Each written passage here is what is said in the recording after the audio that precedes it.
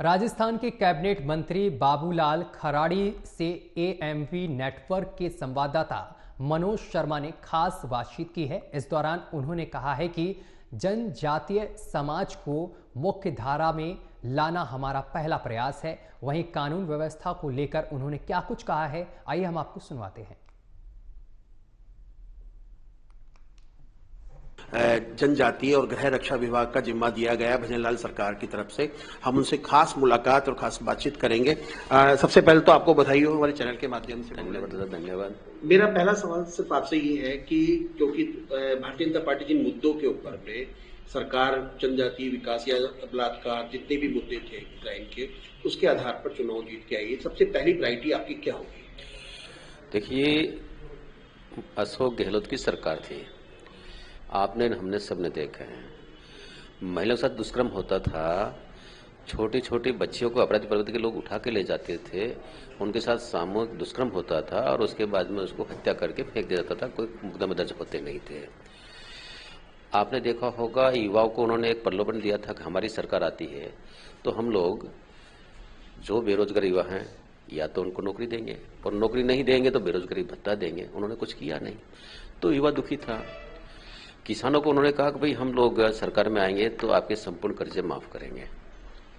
एक भी किसान का कर्जा माफ नहीं किया।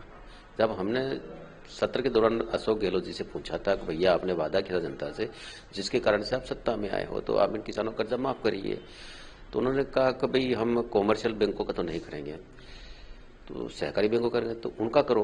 उनका भी नहीं किया। फिर ज्यादा पूछा तो उन्होंने कहा मैंने प्रधानमंत्री जी को पत्र लिखा है। तो हमने कहा भैया उस समय वादा करते समय प्रधानमंत्री से पूछा था कि तुम पैसा दोगे तो हम करेंगे।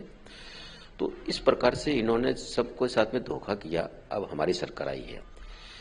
आपने देखा हमारे माननीय मुख्यमंत्री ने सबसे पहले कहा कि भाई सबकी सुरक्षा करेंगे, सबकी सुरक्षा को लेकर के हम चिंतित हैं और उसको अब नहीं होने देंगे।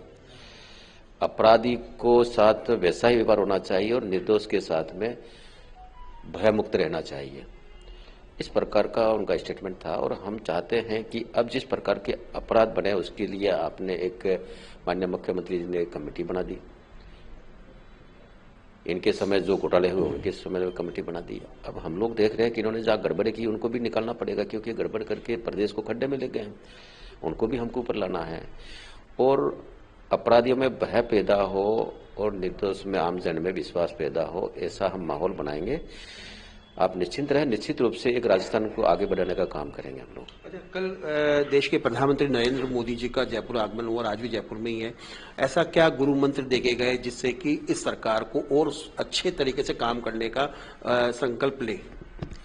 देखिए, माननीय प्रधानमंत्री जी डीजीपी कॉन्फ्रेंस थी और इसमें उनका आना था तो हमारे प्रदेश के नेतृत्व ने उनसे निवेदन किया कि भाई हमारे आप आ रहे हो, हमारे सारे एमएलए और संगठन के पदाधिकारी बैठक है, तो उनसे एक निवेदन किया तो उन्होंने शहर स्वीकार कर दिया।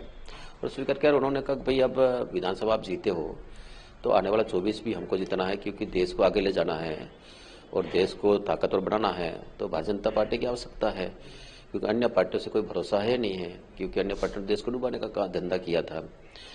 मतलब पूरे देश में भ्रष्टाचार, लूटपाट थी और इन सारी चीजों को रोककर, क्योंकि एक राजनीति में जिस प्रकार शुद्धिकरण होना चाहिए वैसा माहौल 14 के बाद हुआ है।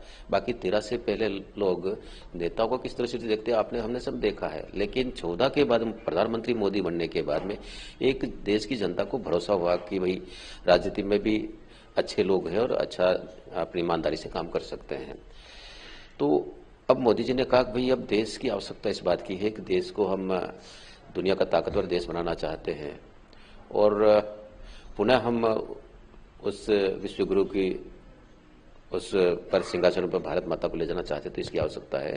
तो उन्होंने कहा भाई लोकसभा जीतनी है तो हमको ये कहा भाई सब लोग लग जाइए अपने मैदान में, और लोकसभा में जो 25 सीटें पहले जीती थी वैसे वैसे 25 सीटें जीता नहीं है, ऐसा हमको बताया।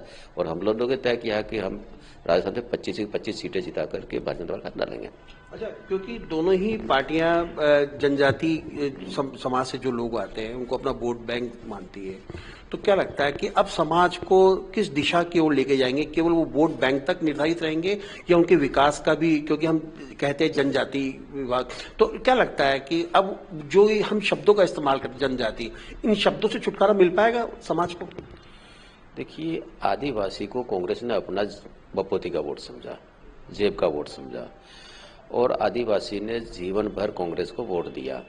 कोई प्रचार करने के लिए जाता था, किसको देना था? कांग्रेस को देना है। कांग्रेस ने हमको आजाद कराया, वही कहते थे हम तुमको बोलना सिखाया, तुम्हें हमको आजादी दिलाई, यही बात कहते थे। आजादी की लड़ाई केवल कांग्रेस ही नहीं लड़ी थी, हिंदुस्तान का आम आवाम आजादी की लड़ाई में लड़ा था।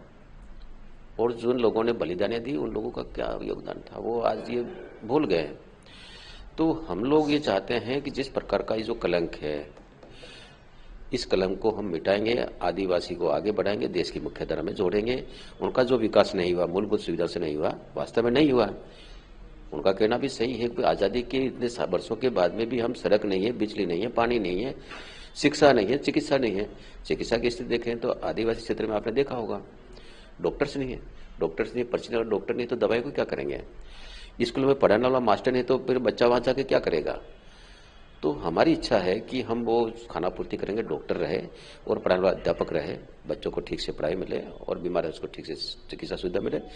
जहां तक बिजली और सड़क नहीं की, वहां पर जो, जैसे मैंने पिछली बार भी कहा, फॉरेस्ट का जो कानून है जिसके कारण से गांव वंचित हैं, तो हम उन लोगों के साथ फॉरेस्ट का बैठ करके कानून का भी हम सम्मान करेंगे, लेकिन उसके बाद में रास्ते निकाल करके वहाँ रास्ते पहुंचाएंगे, बिजली पहुंचाएंगे, ताकि कम से कम उन लोगों को लगे कि नहीं हम आज़ाद भारत में जी रहे हैं। बाबूलाल खराड़ी जी जो खुलकर अपने विचार उन्होंने हमारे चैनल के माध्यम से रखे हैं। अब क्योंकि जो जिम्मेदारी दी गई है इनको गृह विभाग की और आदिवासी की, ये कितने अपने समाज को आगे मुख्य धारा में लेके आते हैं ये तो वक्त ही बताएगा, लेकिन सबसे बड़ी चुनौती जो है राजस्थान की कानून व्यवस्था को सुधारने की। कैमरामैन घनश्याम मिश्रा के साथ में मनोज शर्मा, ANB नेटवर्क, जयपुर।